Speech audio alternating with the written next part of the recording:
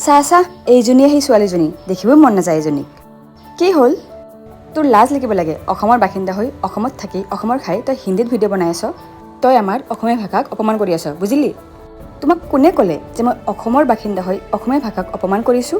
প্ৰথমতে আমি ভাৰত দেশৰ বাসিন্দা আৰু আমাৰ দেশৰ ৰাষ্ট্ৰীয় ভাষা হ'ল হিন্দী তাৰপিছত আমি আমাৰ দেশৰ অসম ৰাজ্যত জন্মগ্ৰহণ কৰিছোঁ আৰু আমাৰ ৰাজ্যিক ভাষা হ'ল অসমীয়া গতিকে আমি হিন্দীতো কথা ক'ব পাৰোঁ অসমীয়াতো কথা ক'ব পাৰোঁ মই যিমান মোৰ অসমীয়া মাতৃভাষাক সন্মান কৰোঁ সিমানে মোৰ ৰাষ্ট্ৰীয় ভাষাক সন্মান কৰিব লাগিব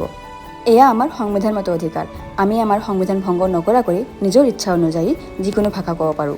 তোমাৰ যদি মোৰ ভিডিঅ'ৰ কাৰণে ইমানেই প্ৰব্লেম হৈছে তেন্তে যোৱা স্কুল কলেজৰ পৰা হিন্দী ইংলিছ এইবোৰ ভাষা উঠাই দিয়া কিয় আমাৰ স্কুলত এইবোৰ পঢ়োৱা হয় আমিতো অসমৰ বাসিন্দা অসমীয়া ভাষাক সন্মান কৰিব লাগে মই হিন্দীত ভিডিঅ' বনোৱা মানে এয়া নহয় মই মোৰ মাতৃভাষাক অপমান কৰিছোঁ সেইকাৰণে কাৰোবাক কিবা কোৱা আগতে ভাবি চাবা আমাৰ ৰাজ্যিক ভাষা বা ৰাষ্ট্ৰীয় ভাষা কোৱা সকলোৰে অধিকাৰ আছে তাত কোনো কাকো বাধা দিব নোৱাৰে